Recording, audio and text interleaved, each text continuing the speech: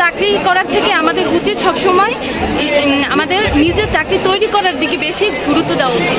তো আমরা সেই থেকে আমরা এখন এই ব্যবস্থা মানে এইখানে আসলাম আর এইটা চেষ্টা করতেছি।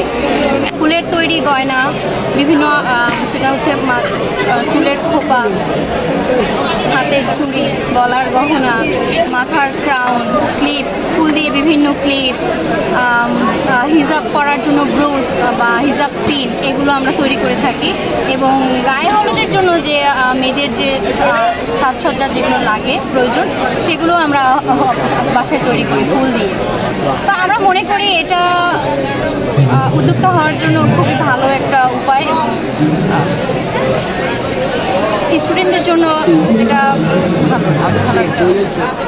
এর জন্যই আমরা মেলায় আমাদের পণ্যগুলো তুললাম, যেন আমাদের দেখা দেখি আরও মানুষ বা যারা দেখতেছে আসতেছে মেলায় তারা উদ্যোগী হয়, তারা আগ্রহী হয় এটা করার জন্য। অনেক হেলদি হোমমেড খাবার আছে, এই যে অনেক পিঠা, চিকেন রোল, পাটিসাপটা, পাকুন পিঠা, আরও অনেক পিঠা আছে। এগুলো আমরা অনেক স্বাস্থ্যসম্মতভাবে বানানোর চেষ্টা করেছি।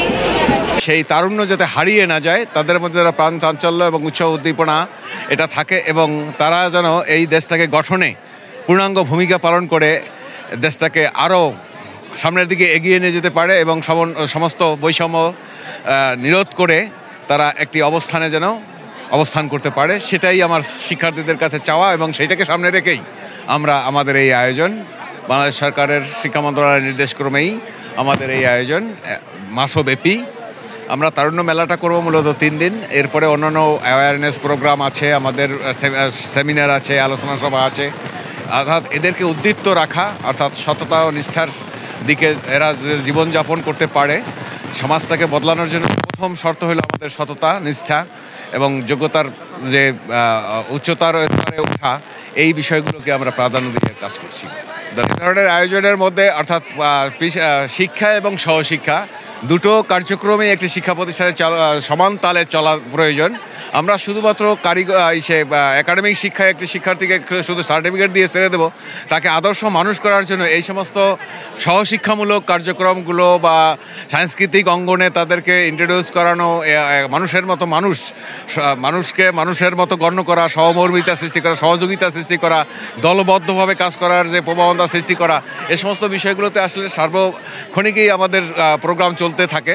সরকার নির্দেশিত যে দিবসগুলো বা যে অনুষ্ঠানগুলো আয়োজনের ব্যবস্থা থাকে, সেটার পাশাপাশি আমাদের কলেজ আরও নিজস্ব চিন্তা চেতনা থেকে নববর্ষের উদযাপন, বসন্তবরণ উদযাপন, তারপর বিভিন্ন ক্লাবিংয়ের ব্যবস্থা, খেলাধুলার আয়োজন, এগুলো প্রতিনিয়তই আমাদের চলবে এবং চলতেছে।